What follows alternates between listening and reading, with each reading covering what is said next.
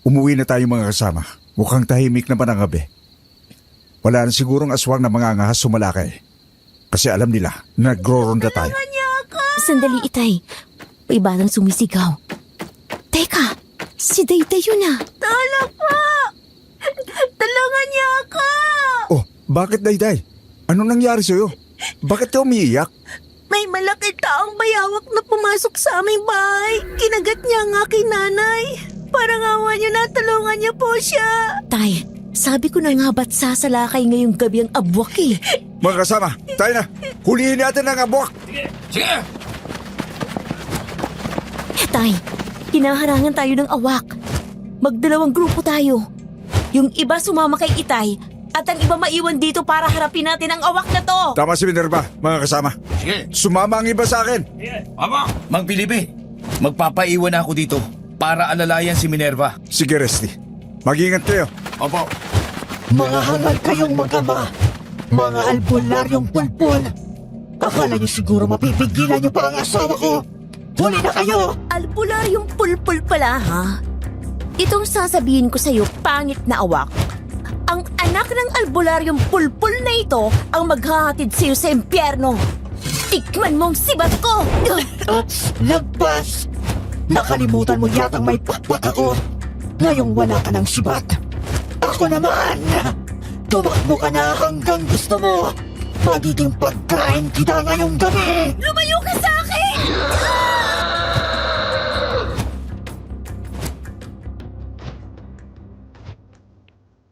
May mga pagkakataong nagtatanong tayo sa ating mga sarili. Ano nga ba ang kahulugan ng tunay na pag-ibig? Ano ba ang tunay na kaligayahan? Ano ang susundin mo?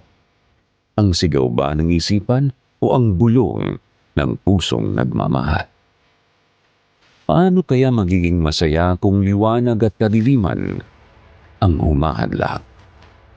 Ang mga tanong na yan ang madalas itanong sa aking sarili, Sir Jupiter, noong mga panahong hindi ko pa alam ang kasagutan. Itago niyo na lang po ako sa pangalang Minerva. Nakatira po ako sa isang malayo at liblib na baryo dito sa Antique. Gusto ko pong i-share sa inyo ang aking naging karanasan tungkol sa mga aswang. Hindi para siraan ang mga tao dito sa aming baryo, kundi para makuha ang opinyon ng lahat nang makakarinig sa aking kwento. Kung tama lang ba ang ginawa ko na sinunod ko ang bulong ng aking puso kesa sa sigaw ng aking isipan na naging dahilan kung bakit mula noon hanggang ngayon ay hindi ako matanggap ng aking ama. Kayo na po ang humusga kung tama ba o mali ang naging pasya ko. Nangyari po ito noong ako ay 25 anyos pa lamang. Mag-iwan po kayo ng comment pagkatapos yung madinig ang aking kwento. Pero bago ako magsimula, gusto ko lang itanong sa inyo kung naniniwala ba kayo sa aswang? Naniniwala ba kayo kung sasabihin kong ang aming baryo ay minsan ng tinamugaran ng mga aswang at mangkukulam at iyon ang dahilan? Kaya bilang anak ng albularyo, ginawa akong manunugis ng aswang. Minerva! Yumuko ka para hindi ka niya managin! Yun ang ang gagawin ko, Resty. Ang ingay mo. Hindi mo ko maisahan hanggang na bata ka. Kahit yumuko ka pa, magagawa kitang tagidin at ilipad sa ere para dito kainin. Ayan na ako! Lumipad ng pabulusok ang awak patungo sa akin. Sinadya kong magpatira pa. Nang malapit na sa akin ang awak ay humiga ako sa lupa. Nang hawakan ako ng awak ay saka ko inalabas ang benditadong patalim na nakatago sa aking bewang. Inalis ko yun sabay na at bigla kong itinarak sa dibdib ng awak. Hindi na niya nagawang makailag dahil ang totoo ay nagulat din siya. Sapul siya sa mismong tapat ng puso niya. Ano ka ngayon? Akala ko ba hindi kita maiisahan? Inakala mo ba talaga nagtatakbo ako sa takot? Ginawa ko lang yun para magpahabol sa'yo. Nagpatira pa ako para ikaw ang lumapit sa gayon ay mahuli kita. At hindi nga ako nagkamali sa mga plano ko. Napaniwala kita. Tikman mong patalim na to! Hangal ka! Nasaksak mo ko! Sumpahin ka! Benditarong patalim na yan. Sino mang kagaya mo ang tamaan yan? Tiyak na mamamatay! Minerva! Minerva! Ayos ka lang ba? Oo, ayos lang ako, Resty. Mabuta't gumana ang plano ko. Salamat din sa'yo at nakisakay ka sa drama ko. Paniwalang-paniwala tuloy ang awak. Mabuti na lang at napatay mo siya. Isa yan sa pinakamahirap na kalaban. Dahil nakakalipad siya. Kailangan na nating sundan si Itay. Isa ring mahirap na kalaban ng abwak dahil makunat ang kanyang balat. Bukod sa malakas ay mabangis ang mga kagaya niya. Mga kasama, tayo na. Sundan natin si Mang Felipe.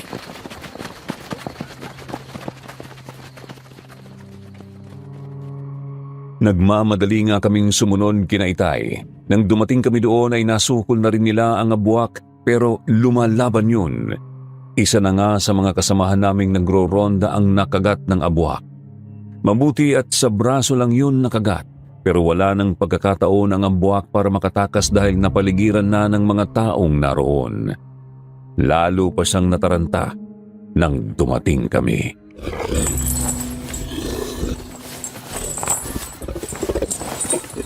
Tay, napatay na namin ang awak na asawa ng abwak na yan. Si Minerva ang tumapos ng kanyang kasamaan. Ngayon, naramdaman niya na kung ano ang pakiramdam ng mga binibiktima nila. Tiniyak ko na hindi na siya mabubuhay pa. Tinusok ko ang benditarong patalim sa mismong puso niya. Mabuti naman kung ganon. Nabawasan na ang salot sa lugar na ito. Pinatay mo ang asawa ko! Hindi kita magpapatawad! Mamamatay ka rin sa aking mga kamay! Di ko rin patatawarin ng mga kagaya nyo. Ihahatid ko kayong lahat sa impyerno! Minerva, mag-ingat ka! Mabangis ang abwak na yan! Alam ko yun, Tay. Pero hindi natin siya mahuhuli kung papaligirin lang natin siya. Pero wala naman tayong gagawin. Kapag makakuha ng pagkakataon ng abwak na to, baka makatakas pa. Kapag makatakas ako dito, magsisisi kayong lahat! Babalikan ko kayong isa-isa! Di na mangyayari yun dahil papatayin na kita. Salot ka! Isusunod na kita sa asawa mo. Ang mga kagaya mo ay mga mahihirang nilalang. Wala kayong mga utak. Ang mga taong hindi kayang lumaban lang ang nakakaya niyong patayin. Subukan mo kaya ako. Mayamang na dalaga! Mamamatay ako! Pero isasama kita! Humanda! Hindi ako sumasama sa mga bobong kagaya mo. Isa kang hangal na abwak. Hindi ang isang kagaya mo lang ang katatakutan ko. Isa kang walang kwentang halimaw. Halika, lumapit ka sa iyong kamatayan, bobo ka! Ang hindi alam ng abwak ay sinadya ko talaga na galitin siya. Alam ko na kasi ang ugali ng mga aswang. Ayaw na ayaw nila ang minamaliit ang kanilang kakayahan. Nagwawala sila sa galit kapag ganoon, kaya sa sobrang galit nila ay nakakalimutan na nila ang tinatawag na diskarte sa labanan. Nang dambahin ako ng abwak at akmang sasagpangin ay iniharang ko ang patalim. Yun ang nakagat niya. Sa sobrang talim ng hawak kong patalim ay nahiwa ko ang bunganga ng abwak. Idiniin ko pa yon kaya inabot hanggang leeg niya. Napaatras ang abwak.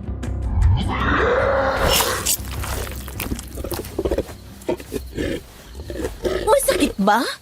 Ngayong hindi mo na magagamit ang bunganga mo, tatapusin na kita! Tutulungan na kita, Minerva. Tayo na, Resty. Tapusin na natin ang salot na to. Sige, Ate Minerva! Iganti mo ang itay ko!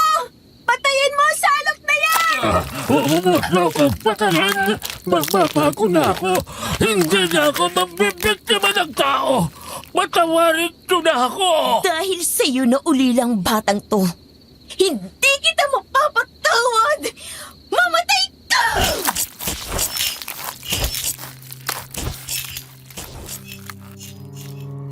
Napaiyak ako sa galit ng suguri ng abwak at sinaksak ko siya ng paulit-ulit sa leeg dahil yon ang pinakamalambot na bahagi ng kanyang katawan. Bumubulwak ang dugo sa kanyang bibig habang patuloy ko siyang sinasaksak. Bumagsak na siya sa lupa pero parang hindi pa rin nababawasan ang aking galit. Sinaksak ko naman siya sa kanyang dibdib.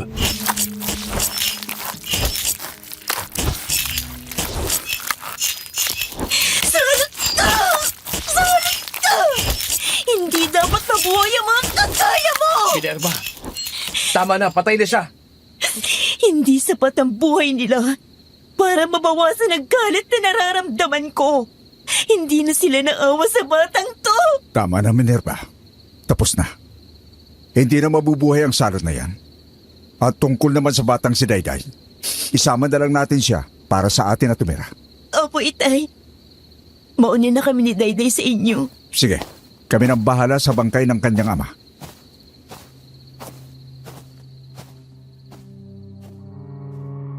Nilapitan ko si Dayday at hinawakan ang kanyang kamay. Pinahid ko ang mga luha sa kanyang mga mata at saka kami umalis sa lugar na yon. Isinama ko na si Dayday sa aming bahay. Makalipas lang ang halos kalahating oras ay umuwi na rin ang aking ama.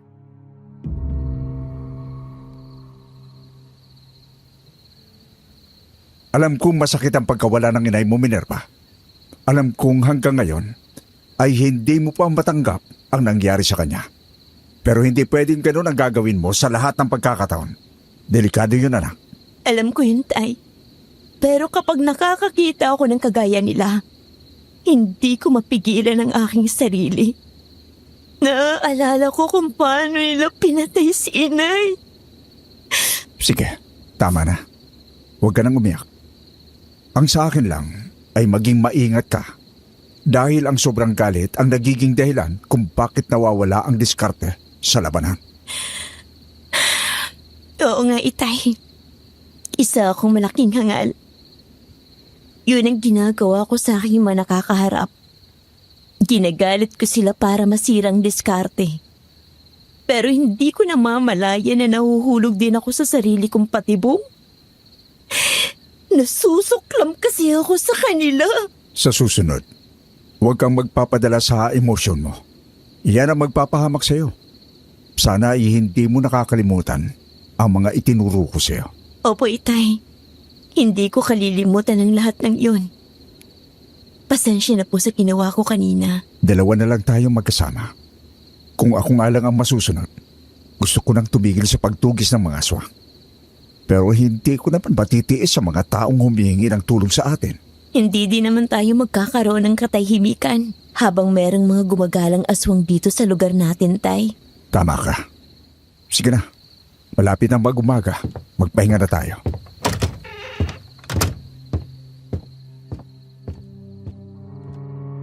Napabuntong hininga si Itay. Matapos ay nagbunta na siya sa kanyang kwarto, kaya naman niyaya ko na si Dayday sa aking kwarto. Doon na kami magkatabing natulog. Kinabukasan ay inilibing na namin ang ama ni Dayday. Hindi na siya pinaglamayan dahil wala na rin naman silang kamag-anak. Muli ay nakita ko ang sobrang lungkot sa mukha ni Dayday. Ang walang tigil niyang pag-iyak ang nagpapaalala sa akin noong mga panahong inililibing din ng aking inay.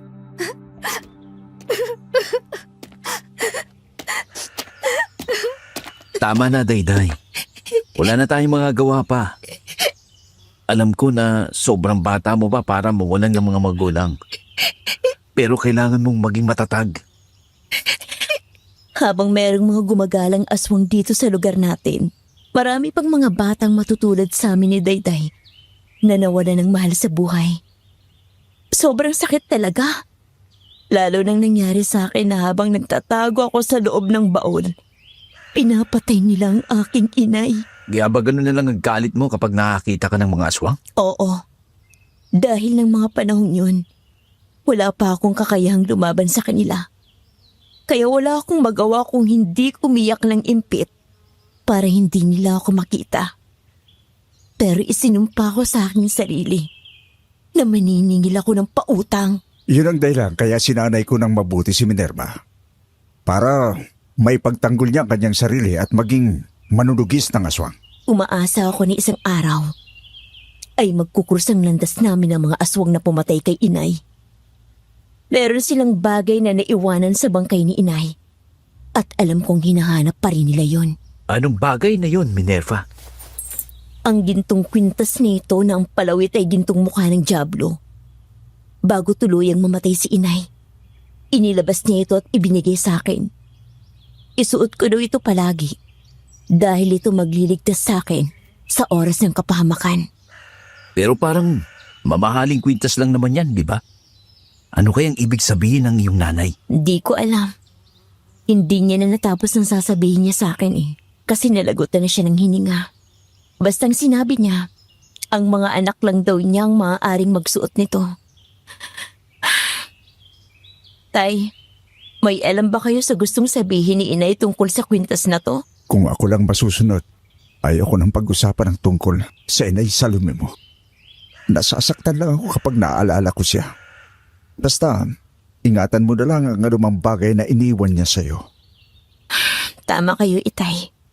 Siguro ibinigay niya lang to sa akin para maalala ko siya palagi. Na kahit wala na siya, parang palagi ko pa rin siyang kasama.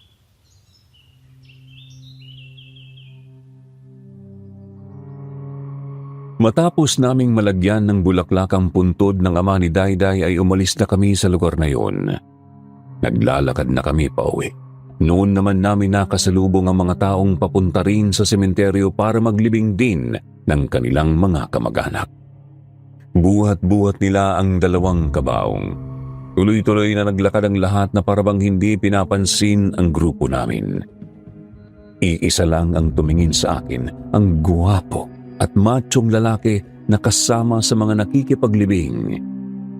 Tinitigan niya ako, matapos ay kumindat siya kaya napangiti din ako ng bahagya hanggang sa makalampas na siya sa akin.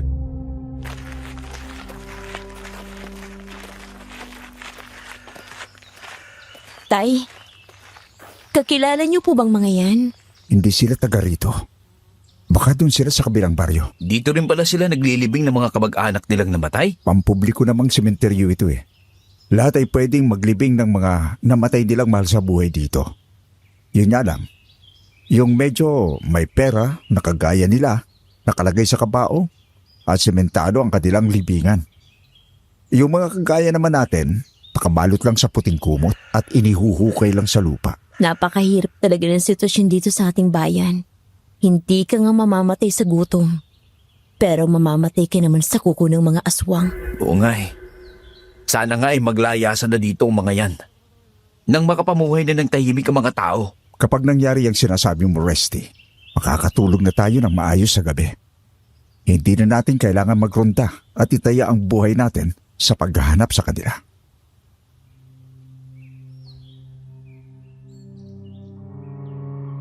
Napabuntong hininga na lang ako tapos ay muli kong nilingon ng mga taong naglilibing ng kanilang mga kamag-anak na namatay. Noon ko muling nakita ang gwapong lalaking iyon na ako rin pala ang tinatanaw.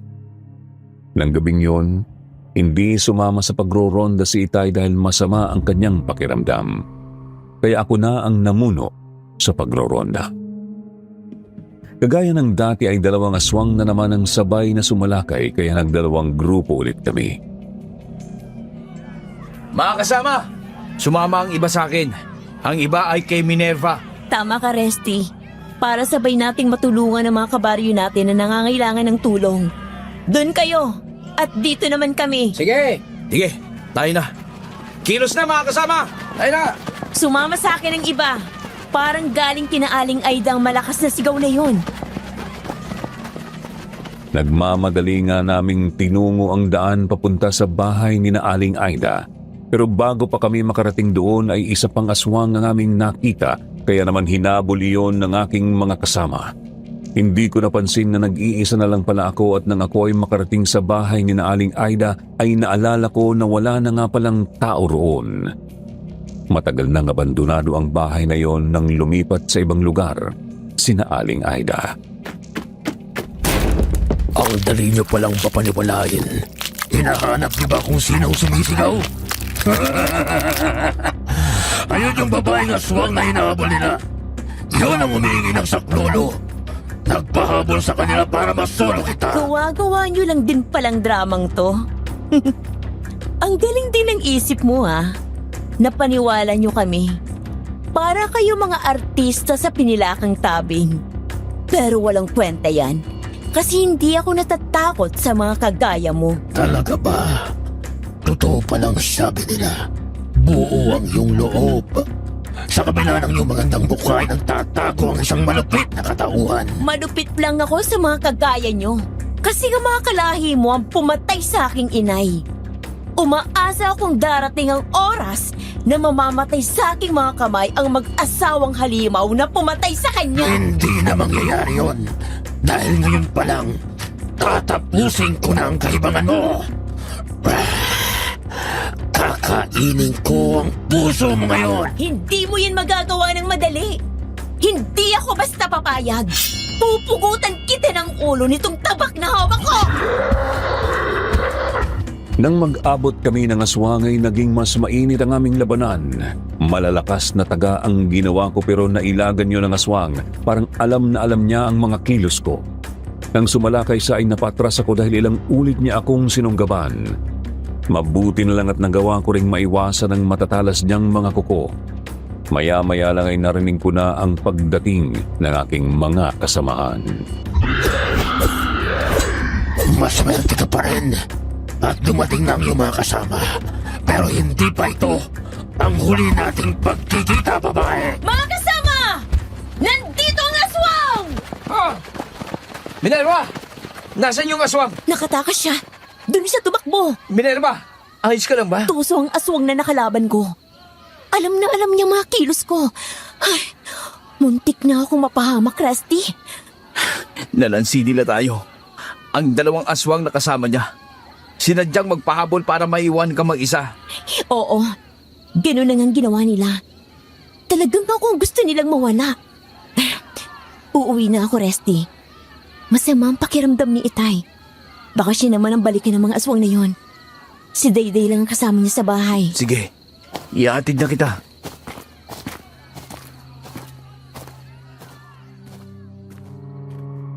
Nagmamadali nga kaming umuwi ni Rusty. Nang dumating ako sa bahay, hindi nga din pala nakakatulog si Itay. Paano nga ay mayroon siyang nararamdamang kakaiba sa paligid. Kaya inikot namin ang aking bahay at nabulabog nga ang mga awak na nakadapo sa mga puno ng nyog at nagmamasid.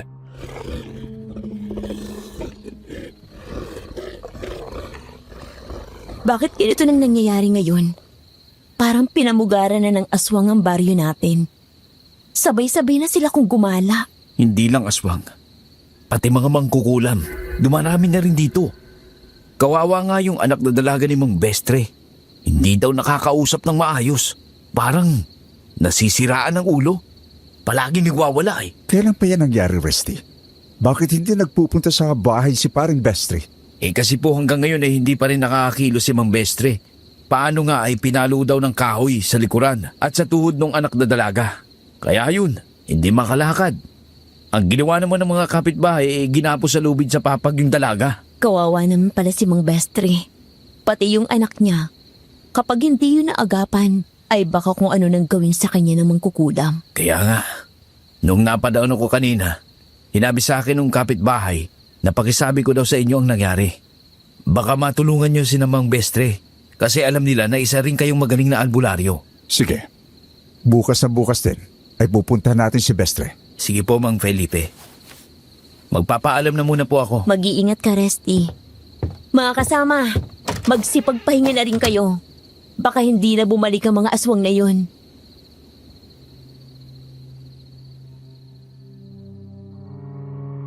Nang makaalis na nga ang mga tao ay isinara ko na ang pintuan ng aming bahay.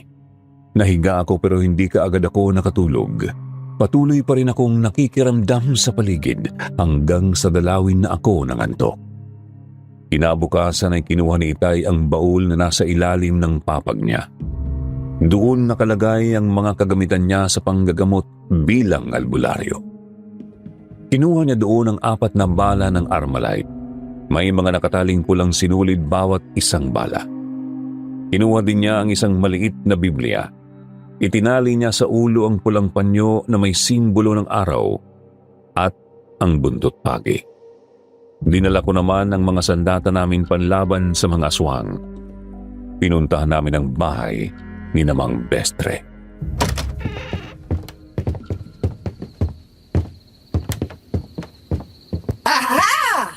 At dumating na nga ang magaling na mga manggagamot ng bayan. Sabi ko na gamat hindi magtatagal. Malalaman mo rin ang ginawa ko sa babaeng ito. Ano ang atraso sa iyo ng babaeng ito? Bakit mo siya pinarurusahan ng ganito? Kung ano ba ang dahilan ko, wala ka na doon. Hindi ko kailangang sabihin sa'yo. Palayain mo na ang babaeng ito bago pa ako maubusan ng pasensya sa iyo. Nakikiusap ako. Natigilan mo na ang pananakit sa kanya. Magsisisi ka kapag sinayang mo ang pagkakataong ibinigay ko sa iyo. Huwag mo kong takutin! Hindi ako pangkaraniwang magkukulam kagaya ng iniisip mo. Ikaw ang parurusahan ko. Ipapakita ko sa iyo kung gaano ako kalakas.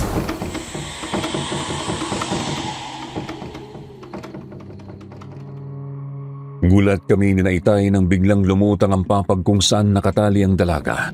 Tumayo ang papag habang nakalutang sa ere kaya humarap sa amin ang babae na namumuti ang mga mata. Tumawa siya ng malakas kasabay ang paglikha ng malakas na hangin. Kaya naman ang mga bagay na nasa loob ng kwarto ay naglutangan din at sumalubong sa amin. Para kaming binabato ng kung ano-anong bagay na nasa loob ng kwarto. Di nagtagal ay nakawala sa papag ang babae. At para iyong butiki na dumikit sa dingding. Saglit na huminto ang hangin.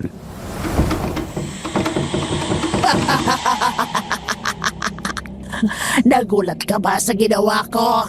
Albularyong polpol! Panimula pa lang yan.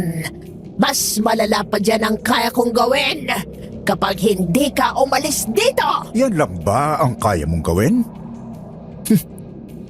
Nakakaawa ka naman pala. Bibigyan pa kita ng huling pagkakataon. Pakawalan mo na ang babaeng yan at hindi kita parurusahan. Aba, talagang matigas ka ha? Pwes, tingnan mo kung gaano kalakas ang aking kapangyarihan! Mag-iingat ka, Tay!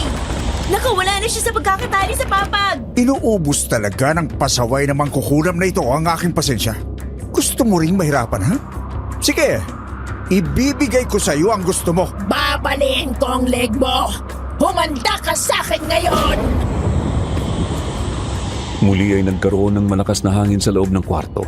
Alam kong kagagawan iyon na mangkukulam na nagpapahirap sa dalaga, kaya nang muling magliparan ng mga nabasag na gamit doon ay lumipad papunta kay Itay. Pero itinaas lang ni Itay ang kanang kamay kasabay ang pagbulong ng orasyon ay napigilan niya ang mga bagay na tatama sana sa kanya. Ibinalik niya ang malakas na puwersa sa mangkukulam. Lahat ng mga gamit na nakalutang ay tumama sa dalaga. Mumalandra siya sa dingding at bumagsak sa papag. Mabilis ang sumunod naming kilos na itali namin ang dalaga. Ngayon, nasulatan ko na ng pulang pintura ang iyong noo. Hindi ka na makakawala sa akin. Anong klaseng pinturang pinahid mo sa noo ko? Ah! Ang sakit! Ah! Hindi! Hindi ko kailangan ipaliwanag sa iyo kung ano yan. Gawin mo ang paraang alam mo para makatakas ka. Kasi nagsisimula pa lang ako. Tikman mo ang bala na ilalagay ko sa pagitan ng mga daliri. Saka ko pipigain ng ganito. Aray! Aray ko! Tama na! Hindi ko na kaya ang sakit! Sino ka? Anong kasalanan sa iyo ng dalagang ito? Wala siyang kasalanan sa akin. Binayaran lang ako para gawin to sa kanya. Hindi ko alam kung anong motibo ng taong nagbayad sa akin. Kung ganon, ay tigilan mo ng babaeng ito. Pakawalan mo na siya. Hindi pwede. Ang sinimulan ko, tatapusin ko. Bayad na ang buhay ng babaeng yan. Kung ganon, ay tikman mo ang buntot pagi na ito. Malalaman ko rin kung saan ka naglulungga.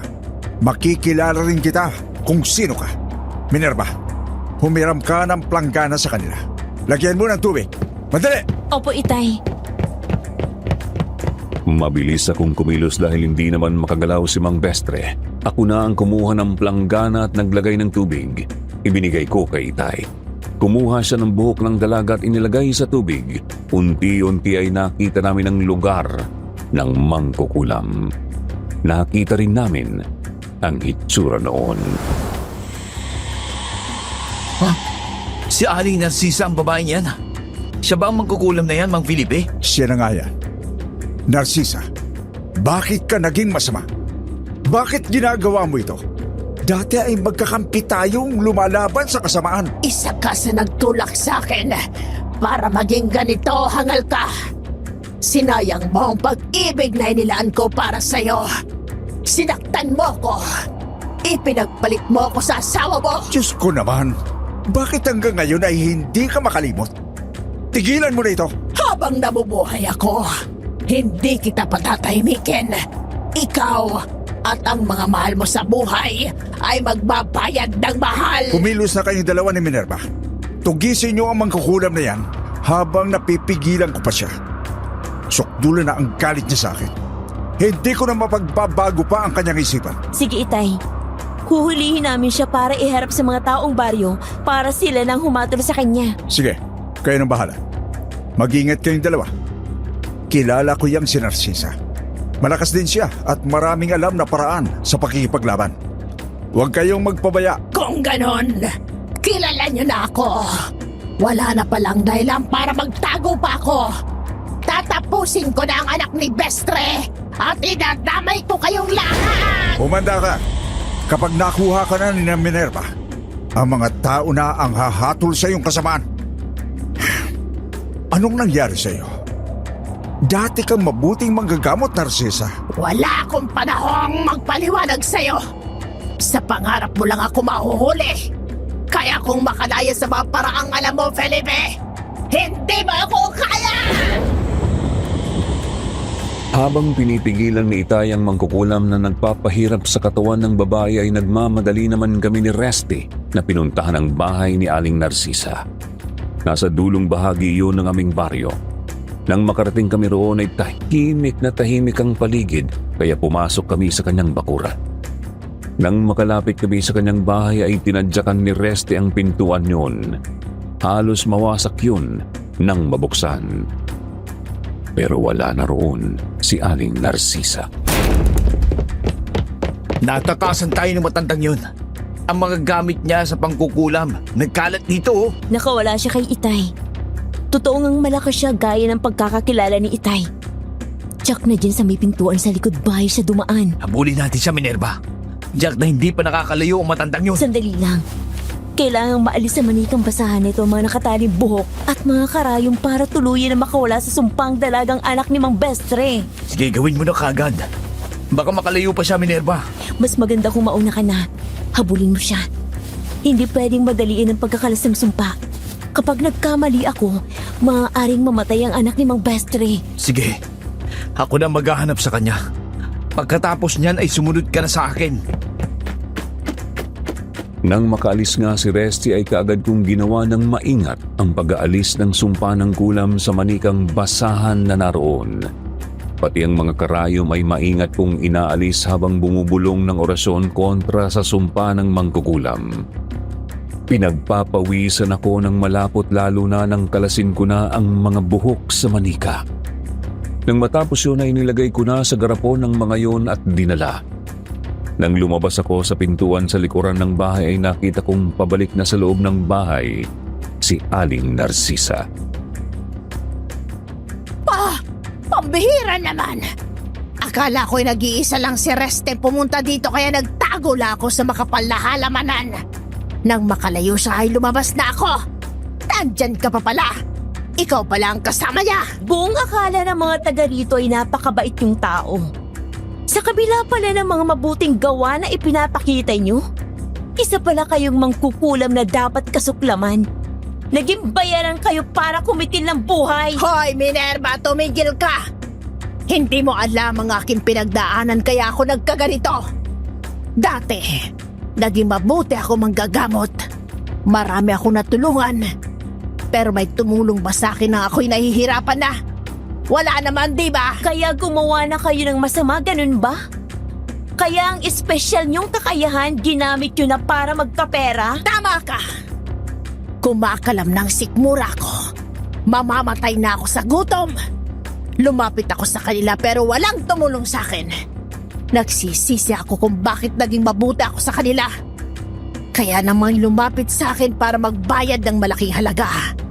Natukso ako kasi makakakain na ako ng sapat. Hindi nakakalamang sikmura ko. Pero maraming taong nasasaktan nyo. Ang iba namatay na. Kayo rin bang may gawa nun? Oo, ako nga. Dahil yon ang nasa kontrata. Mula nang talikuran ako ng iyong ama, ipinasya kong gawin ang mga bagay na ito. Napakasama nyo, Aling Narcisa. Hindi na kayo patatawarin ng langit sa mga ginagawa nyo. Alam ko yan. Kaya nga hindi naman ako umaasa eh. Pinabayaan na nga niya ako maghirap.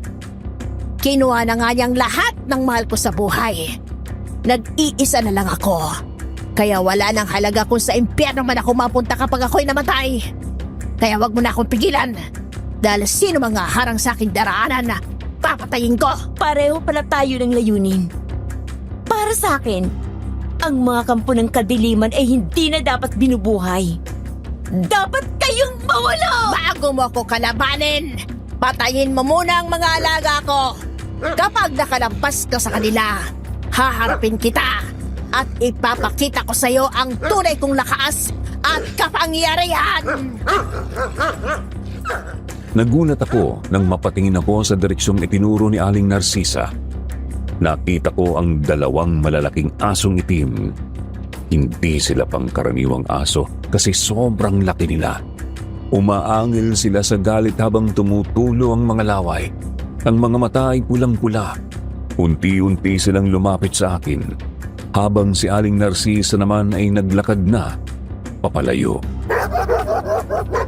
Hindi ka makakatakas, Aling Narcisa! Sabihin mo yan kapag nalampasan mo na ang mga alaga ko. Blackie! Brownie! Lapain niyo ang hangal na yan! Patayin niyo ang bunga ng kataksilan sa akin ni Felipe! Hindi ko natanaw si Aling Narcisa kung saan siya nagpunta dahil ang atensyon ko ay nasa 2 aso na. Napatras ako habang kinuha sa aking likuran ng patalim kaya nang halos sabay na sumugod ang 2 aso ay tumakbo ako ng mabilis para makakuha ako ng pagkakataon. Nang maunang makalapit sa akin ang isa ay hinalihaw ko ng patalim, tinamaan sa nguso. Natigilan yun, muli akong tumakbo, hinabol naman ako ng isa pa. Noon humarang ang isang aswang. Parang hindi patas. Kung 2 kayo laban sa isa, kaya tatapusin na kita. Hangal na aso ka! Siya yung aswang na nakalaban ko kagabi. Bakit kaya niya ako tinutulungan? Pero maganda yan. Madali kong mapapatay ang isa pang aso para mahabol ko na si Aling Narcisa. Hindi mo ba sa akin ang isang mahinang aso ulol na kagaya mo? Tapos ka na! Hinarap ko naman ang isang malaking aso. Ilang beses akong dinamban yun. Naiwasan ko naman ang pag-atake ng aso at sa bawat pag-ilag ko ay pinatatama ko naman sa katawan niya ang hawak kong patalim hanggang sa maramdaman niya ang malalang sugat sa katawan niya. Bumagsak siya at nanghina. Nagulat ako nang patayin din siya ng aswang.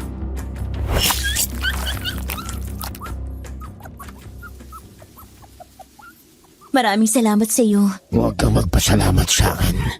Ginawa ko yon hindi para iligtas ka. Gusto ko kasi na sa aking mga kamay ka mamamatay. Akala ko pa naman meron kang mabuting kalooban kahit isa kang aswang. Nagkamali pala ako.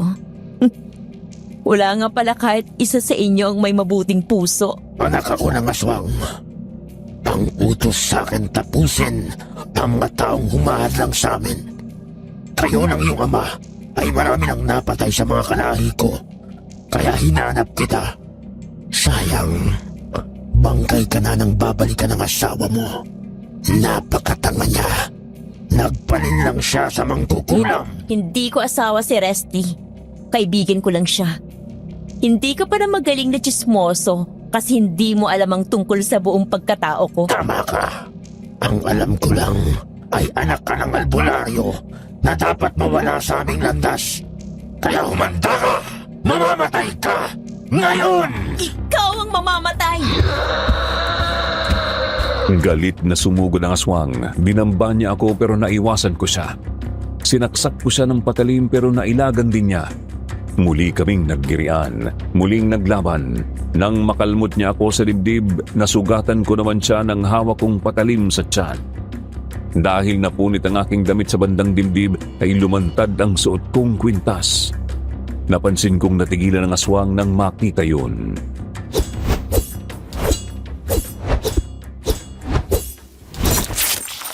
Saan galing ang kwintas na yan? Sabihin mo sa akin ang totoo. Sa aking inay Salome. Siyang nagbigay sa akin ito. Bakit mo tinatanong? Oh, teka, bakit ka lumuluhod sa akin? Ikaw ang hinirang. Naku, patawarin mo ako sa aking ginawa. Iniutos lang kasi sa akin na hanapin ka at patayin. Kung alam ko lang na ikaw ang hinirang, hindi ko gagawin yon. Hindi kita sasaktan bagkusay. Ipagtatanggol pa sa sino mang mag-aangad na saktan ka. Hindi ko mapapatawad ang ginawa mong pananakit sa akin. Iisa lang ang isinumpa ko sa aking sarili. Sino mang nilalang ang magiging dahilan ng pag-agos ng aking dugo. Ituturing kong kaaway habang buhay. Mapatawad. Hindi ko alam, mahal na hinirang.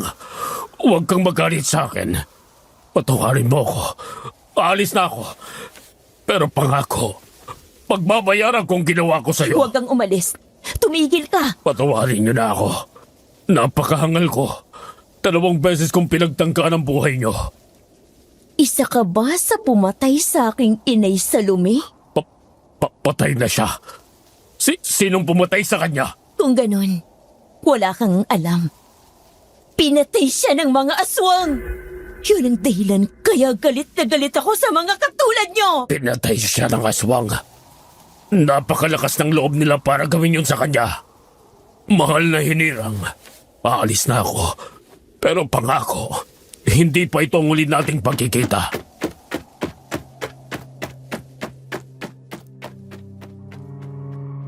Mabilis na tumakbo ang aswang papalayo. Sa totoo lang ay nalilito ako. Hindi ko alam kung ano ang mga sinasabi ng aswang. Bakit parang bigla siyang natakot sa akin? Nagsisisi siya dahil nasaktan niya ako. Napakamot na lang ako ng ulo at saka umalis na ako sa lugar na yon. Noon ko nasa lubong si Resty. Nalaman ko na hindi na niya inabutan si Aling Narcisa kaya bumalik na kami kay Itay.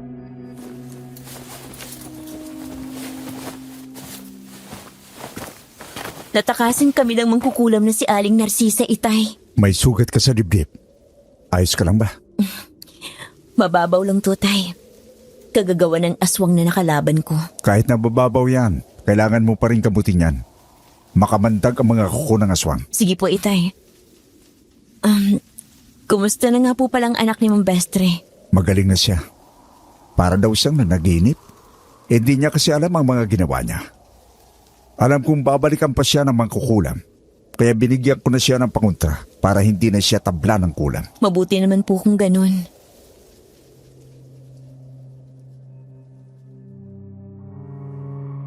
Nang gabing yun, hindi ako makatulog. Kaya binuksan ko ang bintana ng aking kwarto at pinagmasdan ng bilog na buwan. Muli kong binalikan sa aking alaala ang mga sinabi ng aswang, kaya naman hinubad ko ang kwintas na suot ko at pinagmasdan yun. Noon, pumasok sa aking kwarto si Itay.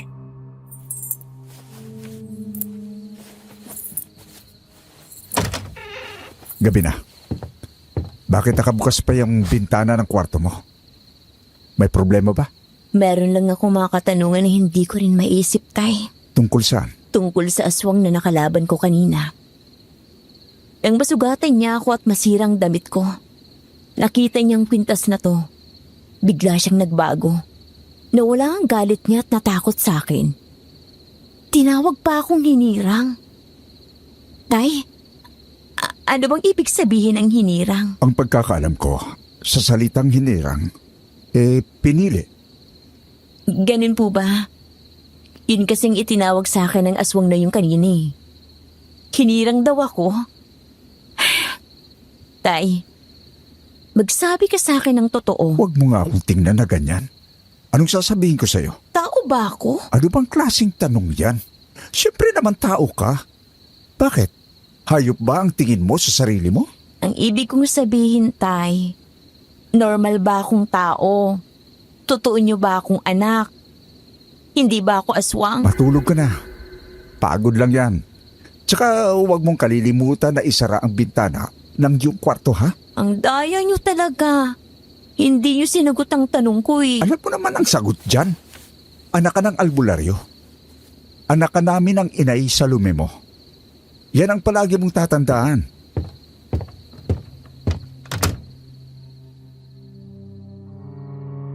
Nang sumunod na araw ay nakasalubong ko sa talipapa ang lalaking gwapo at macho na nakita ko dati sa sementeryo.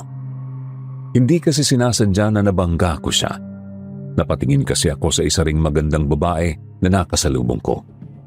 Nabitiwan ko ang bayong kaya kumalat ang mga pinamili kong isda at mga gulay.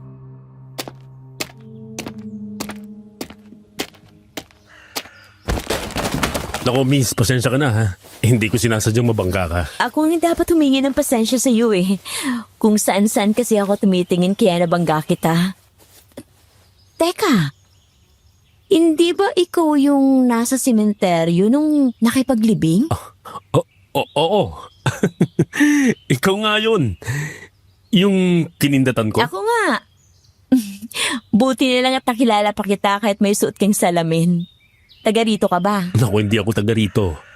Nagbabakasyon lang kami ng pinsan ko dito sa baryo nyo. Taga kabilang bayan kami. Tama si Gilbert. Nakipaglibing lang kami sa kaanak nung namatay kaya kami nandito. Ah, Gilbert palang pangalan mo. Siya bang pinsan mo? Oo. Siya si Edna. Ikaw, anong pangalan mo? Siya si Minerva. Paano mong nilaman ang pangalan ko? Kilalang kilala kayo ng mga tao sa baryong to. Ikaw ang anak ng albularyong si Mang Felipe, na asawa ni Aling Salome. Tama ako, di ba? Wala na pala akong dapat na ipaliwanag sa inyo eh. Kilala niyo na pala ako. Wala pa kaming gaanong kakilala dito. Mabuti na lang at nakilala ka namin. May makakasama na kaming mag-ikot-ikot sa lugar na to. Basta kapag kailangan niyo ng tulong ko, puntahan niyo lang ako sa bahay namin. Diyan lang naman sa banda doon. Lalo na kung tungkol sa mga aswang. Alam niyo naman din siguro ang nangyayari dito sa aming baryo. Oo, Minerva. Alam na namin yan. Sige, minsan pa siya lang dyan namin sa inyo.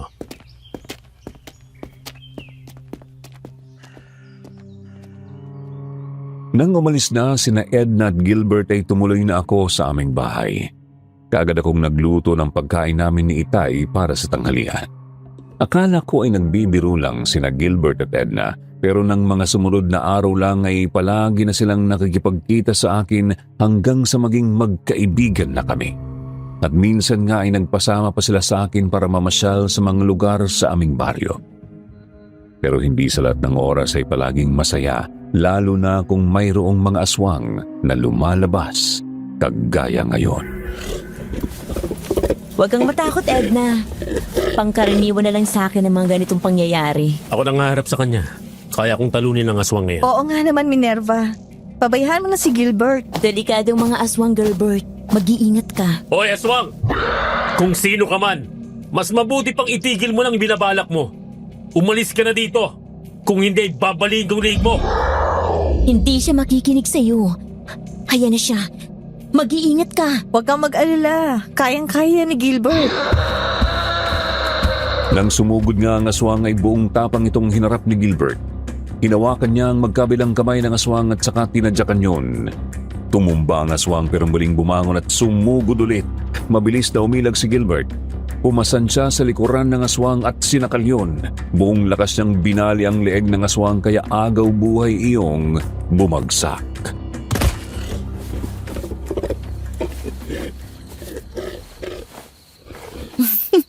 Ang galing mo, Gilbert, ha? Napatay mo siya sa pamamagitan ng kamay mo lang. Marami pang katulad niyang darating dito para tapusin ka. Alam na nila kung nasaan ka. Kaya dapat ka nang umalis dito.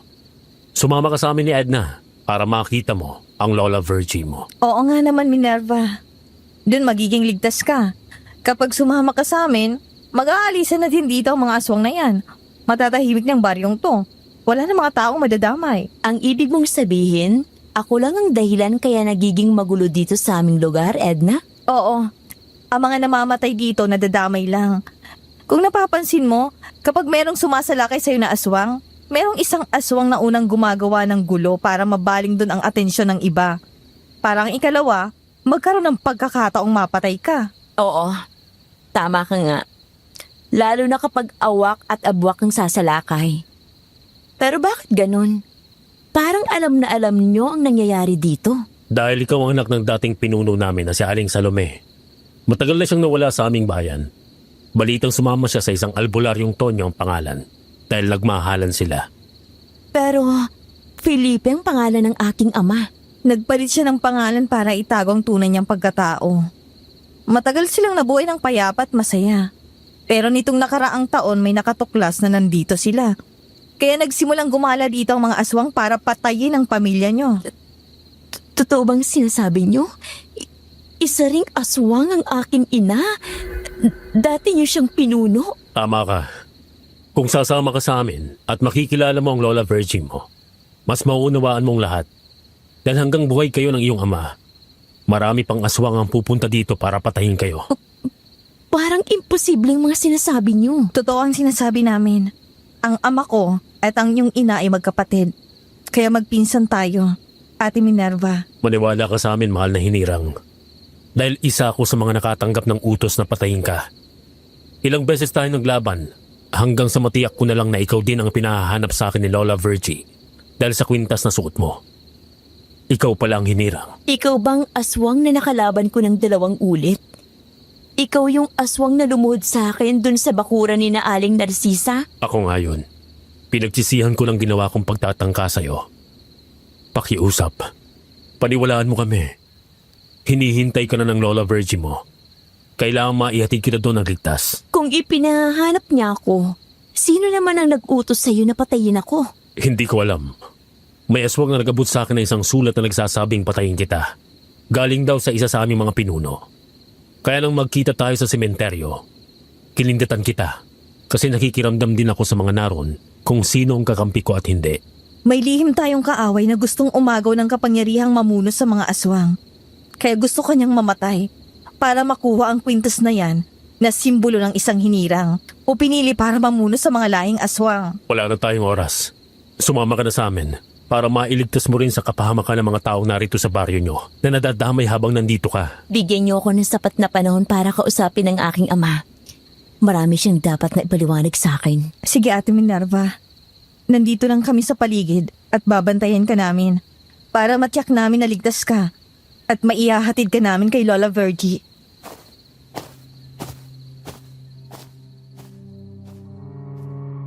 Nang umuwi ako ay kaagad kong nilapitan si Itay. Naghahanda na siya ng pagkain namin sa pagkakataong yon. Napangiti siya nang makita ako, pero nang mapansin niya na tumutulo na ang luha sa aking mga mata ay natigilan siya. Marahang ibinaba ang pinggan na mayroong laman na pagkain sa lamesa.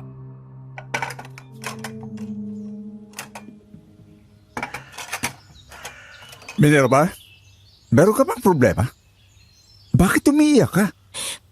Ikaw bang albularyong si Tonyo na umibig sa aswang na si Salome? Ano bang klaseng tanong yan, anak? Parang masyado ka namang seryoso ngayon. Sagutin mo ako ng totoo, Tay. Gusto kong malaman ang tunay kong pagkatao. Gulong-gulo ng isipan ko, Tay. Kaya sagutin mo ako ng totoo. Ikaw din ba si Mang Tonyo? Totoo bang dating pinuno ng mga aswang ang aking inay bago mo na pangasawa? Sabihin mo sa akin ang totoo. Oo. Tonyo nga ang dati kong pangalan. At ang iyong inay ay pinuno ng mga aswang. Nagmahalan kami kaya binitawan niya ang pamumuno sa mga aswang. Nagpalit ako ng pangalan at namuhay kami ng payapa dito. Pero natuklasan ng mga kalabang aswang na nandito kami kaya pinatay nila ang iyong inay. Kung ganun, totoo ngang sinasabi nila sa akin. Kaya pala naging magulo dito ay dahil sa atin. Kung ganun, apo nga ako ni Lola Virgie na taga-kabilang bayan. Totoo ang lahat ng iyong nalaman, Minerva.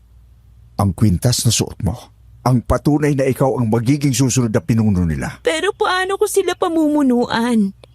Hindi naman ako aswang. Nasa dugo mo ang pagiging aswang, Minerva. Dahil sa dugo ng iyong ina. Naagapan lang natin yon nung bata ka pa. Kung natatandaan mo, ang mapait na ipinainom ko sa iyo dati, yun ang pumigil sa pagiging aswang mo. Hanggang sa magdalaga ka na. Kaya hindi ka pangkaraniwang dalaga. Malakas ka. Kung ganun, kailangan kong umalis dito, Itay. Kailangan kong pumunta kay Lola Virgie. Marami pa akong gustong malaman sa aking pagkatao. Kapag bumili ka sa Lola Virgie mo, hahawa ka ng mabigat na responsibilidad. Magiging mas magulo ang buhay mo. Wala din naman pinagkaiba dito, Itay. Hindi rin naman ako matatahimik dito. Konsensya ko pa ang mga taong madadamay ng dahil sa akin. Kaya mabuting harapin ko na to. Hindi ka alis, Minerva. Patawarin mo ako, Itay. Pero ngayon lang ako susuway sa mga utos mo. Kapag bumalik ka doon, hindi ka na makakaalis pa. Hindi ka na nila papayagan. Kapag tinanggap mo naman ang pagiging pinuno nila, hindi kita mapapatawad. Hindi kita tatanggapin. Kakalimutan mo ako bilang ama mo. Patawad, Itay. Pero mas maraming mapipirwisyo kapag nanatili ako dito. Marami man tayong aswang na mapapatay. Paulit-ulit lang din sila magpapadala dito para tugisin tayo. Anak, patawarin mo ako. Kasalanan ko din kaya naging magulo ang buhay mo. Kasalanan namin ang inay mo. Tay, may mga pagkakataon bang nagtanong ka sa iyong sarili? Kung ano nga bang kahulugan ng tunay na pag-ibig? Ano nga bang tunay na kaligayahan? Ano bang susundin mo? Ang sigaw ba ng isipan o ang bulong ng pusong nagmamahal? Paano kaya magiging masaya kung liwanag at kadiliman ang humahadlang? Sinunod namin ng inay mo ang bulong ng aming mga puso. Nagmahalan kami kahit liwanag at kadiliman ang humadlang. At ikaw ang naging bunga niyon. Hindi ko naman kayo sinisisi sa mga nangyari. Pero mas magkakaroon ng katahimikan ng aking puso at isipan kung babalikan ko ang tunay kong pinagmulan. Pabayaan niyo akong puntahan si Lola Virgie, Tay.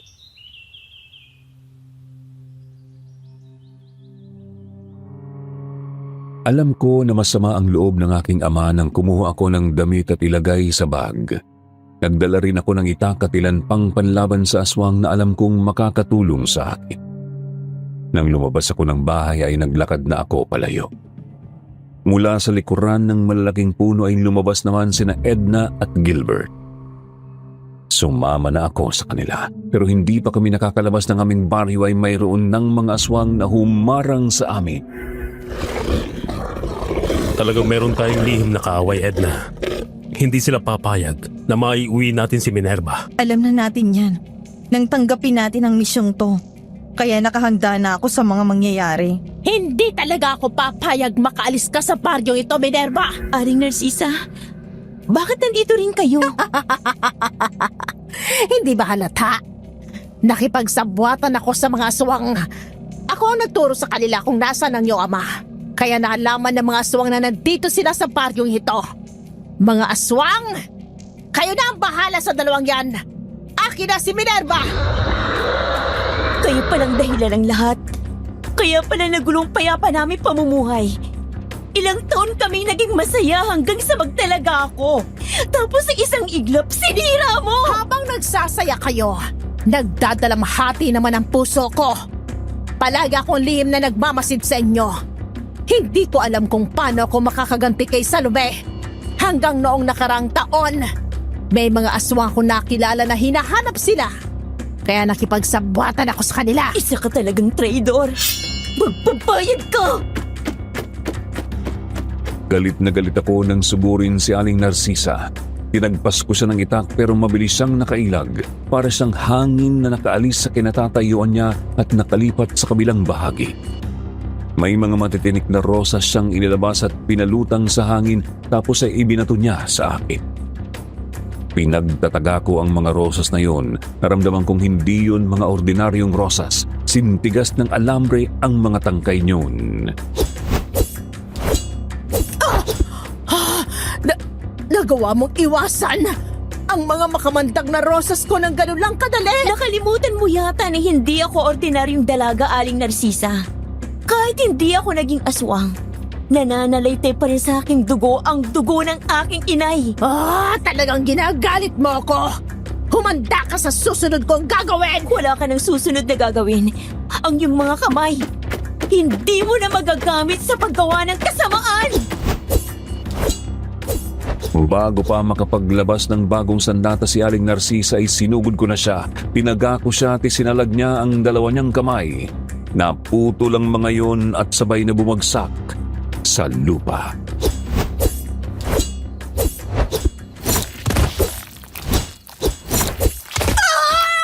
Aray ko! Walang iya ka talaga! Ngayong wala ka ng mga kamay, hindi ka na makakapangkulang pa, Aling Narsisa. Hindi ka na makakagawa ng masama. Mga aswang! Tulungan niyo ako! Wala nang tutulong sa'yo. Patay na silang lahat. Gusto mong kainin na din kita? Huwag na, Gilbert. Pabayaan mo siyang mabuhay para pagsisihan niya ang mga nagawa niyang kasalanan. Patayin niyo na lang ako! Wala na akong silbi!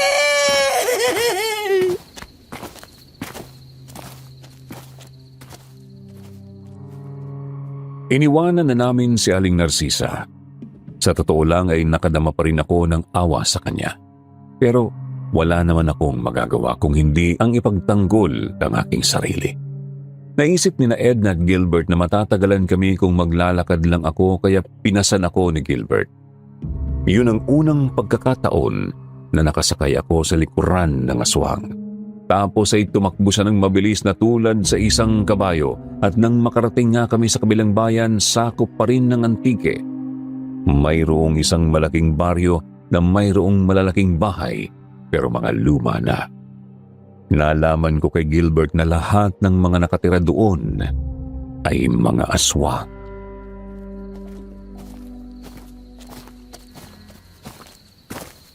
Gilbert, Edna! Ay, siya na ba ang aking apo na si Minerva? Ang anak ni Salome. Opo. Siya na nga po yun. Ay, halika, apo. Bigyan mo nga ng isang mahigpit na yakap ang lola mo. Alam mo bang tuwang-tuwa ako nang malaman ko na nagkaroon ng anak si Salome, kaya ipinahanap ko kayo. Napakatagal na panahon niya akong natiis. Lola Virgie, pasensya na po kayo. Mula sa aking pagkabatay, wala ako nakilalang kamag-anak sa bayang kinalakihan ko. Ang mga magulang ko naman, itinago sa akin ang bagay na to. Huwag kang magalit sa mga magulang mo. Siguro meron lang silang pansariling dahilan, kaya ganoon. Nang umalis ang inay Salome mo at sumama kay Tonyo, talagang nagalit ako. Subalit nang mapag-isip-isip ko na kung yun ang magpapaligaya sa kanya, ay hahayaan ko na lang siya. Pero bakit po merong mga aswang na tumugi sa amin at nagawang patayin ng aking inay? Hindi ko yun iniutos. Maraming iba't ibang angka ng mga aswang. Pero iisa lang ang kinikilala nilang pinuno. Yun ay ang hinirang. Ang iyong ina ang unang hinirang. Pero tinalikuran niya ang kanyang tungkulin dahil sa pag-ibig. Kaya merong mga aswang na naghangad ng kapangyarihang mamuno. Mangyayari lang iyon kapag namatay ang iyong inay. Kaya lang, kahit nawala na siya, hindi pa rin nila maaangkin ang kapangyarihang mamuno sa lugar na ito. Dahil sa iyo, Minerva, ikaw ang nagmana ng kwintas na yan na simbolo ng isang pinuno. Ang kwintas pala na ito ang simbolo ng isang pinuno? Oo. Kaya lang makita ko yung suot mo nung naglaban tayo. Lumuhod ako at humingi ng kapatawaran sa'yo. Sana ay mapatawad mo ang aking anak na si Gilbert. Mahal na hinirang. Hindi niya alam na ikaw pala ang pinahanap ni Pinunong Virgie. Ngayong nandito ka na ay maaari nang bumaba sa kanyang pwesto si Elpidio na siyang pansamantalang namumuno sa lahat ng angkan sa baryong ito. Bukas ng gabi, Sa pagbibilog ng buwan, ay formal ko lang isasalin sa iyo ang pamumuno sa lugar na ito. Mahal na hinirang Minerva. Pero Lola Virgie, kung sakaling ako na bang magiging pinuno ng mga aswang, hindi na ba nila papakailaman ang aking ama? Hindi na ba nila guguluhin at idadamay ang mga tao sa baryong kinalakhan ko? Walang imposible kapag ikaw nang pinuno nila, Minerva.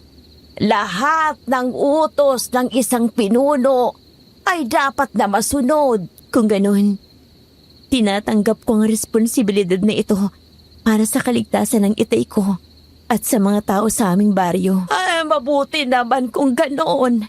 Ay, talagang pinasaya mo ko. Bukas sa pagbibilog ng buwan, humanda ka dahil sa harapan ng lahat, ikaw na ang papalit kay Elpidio. Tama si Lola Virgie mo. Kaya't magpahinga ka na. Edna, samahan mo na ang pinsan mo sa ipinahanda kong kwarto para sa kanya. Sige po, Lola. Minerva. Mahal na pinuno pala. Uuwi na ako sa amin. Sasabay na ako kay Itay para makapagpahinga na din ako. Sige, maraming salamat sa tulong mo ha. Walang naman. Tinupad ko lang ang utos ni Lola Virgie. Dito ay ligtas ka na. Wala na magtatangka ng masama sa'yo.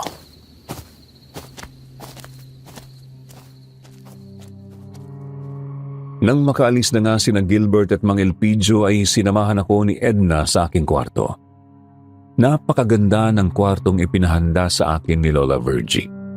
Mayroong magandang higaan. Napapaligiran ng pulang kortina ang aking kwarto. Sa kanang bahagi ay nakabukas ang pintuan dahil mayroong terrace doon.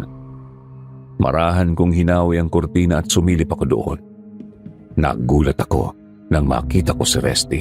Nasa di kalayuan at kinakawayan ako.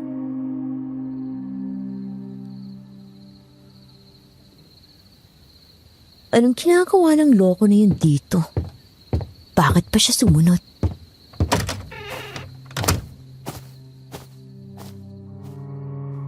Naisipan kong lumabas ng bahay. Doon ko muling nakita si Edna kaya sinabi ko na nandoon si Resty kaya kakausapin ko lang sandali.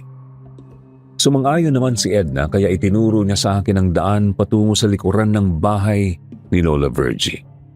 Kaya napuntahan ko si Resty.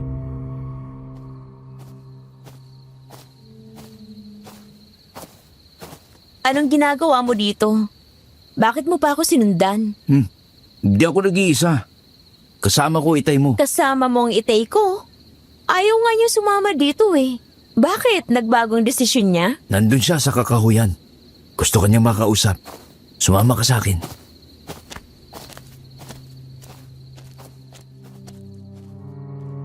Sumama nga ako kay Resty sa kakahuyan. Malayo pa lang ay natanaw ko ng aking ama kaya nang makalapit ako sa kanya ay kaagad akong yumakap. Natutuwa ako kasi nagbago ang kanyang isipan at sinundan ako.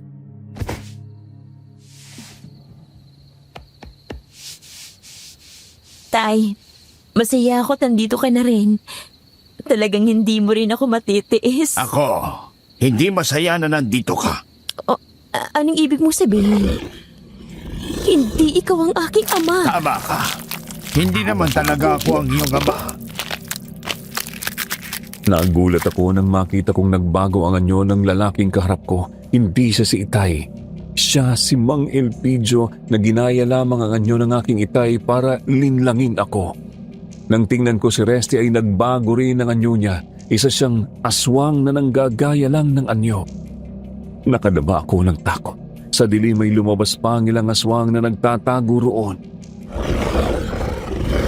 Anong ibig sabihin nito, Mang Elpidio? Ibig sabihin nito ay mamamatay ka na ngayong gabi. Alam mo bang pwede kitang parusahan sa kapangasang gagawin mo ngayon? Baka nakakalimutan mong ako magiging pinuno niyo. Habang hindi pa dumarating ang takdang oras para sa paglilipat ng pamumuno, ay ako pa din ang pinuno nila. Alam mo bang napakaswerte mo? Marami akong inutusang patayin kayong mag-anak, pero palagi kayong nakakaligtas. Lalo ka na. Puro walang kwenta ang mga iyon. Lalo na si Aling Narcisa. Kung ganun, ikaw pala ang kasabwat na sinasabi niya. Pero bakit mo ginagawa to? Dahil sa kapangyarihan, nang mamatay ang iyong ina, akala ko ay ako na ang magiging pinuno. Makukuha ko na ang basbas ni Pinunong Virgie. Hindi pala. Pansamantala lang niya akong ginawang pinuno dahil alam niyang mayroon pa siyang apo.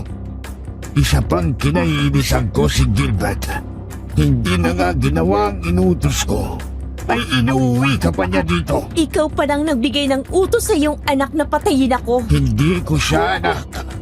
Pinalaki ko lamang siya para maging malakas na sandata pagdating ng oras. Pero nagkamali ako. Nagsisisi ako na pinalaki ko pa ang walang kwentang iyo. Kung ganon, hindi pala kita tunay na ama. Kaya pala kung ano-anong masasakit na salitang palagi kong naririnig sa'yo mula sa aking pagkabata. Kung ano-anong kasamaan ang pinagagawa mo na kapag hindi ko sinunod, ay natitikman ko matatalas mong kuko. Hindi mo pala ako anak! Oo! Anak ka ng iyong ina sa isang abwak. Pero wala na sila dahil pinatay ko na dahil sa kanilang kataksilan. Matutuwa na sana ako sa iyo kung pinatay mo ang babaeng ito. Pero hindi mo ginawa. Dahil siyang ipinahanap sa akin ni Pinunong Virgie. Huwag mo siyang sasaktan. Mananagot ka kapag sinartan mo siya. Ako pa rin ang pinuno ngayon. Kaya ang utos ko ang masusunod. Patayin ninyo ang babae ito. Kapag makialam si Gilbert, idamay niyo na siya. Tumigil kayong lahat! Pinunong Virgin! Lapastagan ka, Elpidio! Sino ka para saktan ang aking apo? Masyado kang naging kahamar sa kapangyarihan! Dahil ako ang dapat na mamuno sa lahat ng angkan sa baryong ito. Hindi ang isang katulad niya. Isa kang hangal! Sinira mo ang pagtitiwala ng Lola Virgie sa'yo! Mula sa gabing ito, sinasabi ko sa inyong lahat, si Minerva na ang magiging pinuno ninyo! Siya na ang hinirang na kinikilala ng kwintas bilang pinuno! Hindi ako babayag. Mamamatay ang babaeng ito sa aking mga kamay. Mabilis ang naging kilos ni Gilbert. Sinugod niya si Elpidio at bumaon sa leeg niyo ng matatalas niyang kuko. Kaagad na nawasak ang lalamunan ni Elpidio. Gulat yon nang lingunin si Gilbert. Paluhod iyong bumagsak.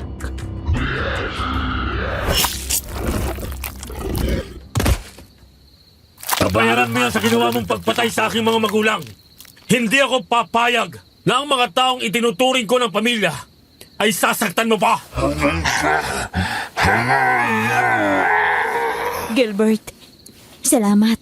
Nakaanda akong samahan at bantayan ka habang ako'y nabubuhay, mahal na pinuno. Ay, mukhang nakakaamoy ako ng isa na namang magandang kwento ng pag-ibig. Apo, Minerva, mas matutuwa ako kung bibigyan mo na ako ng apo. Hay! Mabait na bata naman yung si Gilbert. Siya nga naman, Ate Minerva.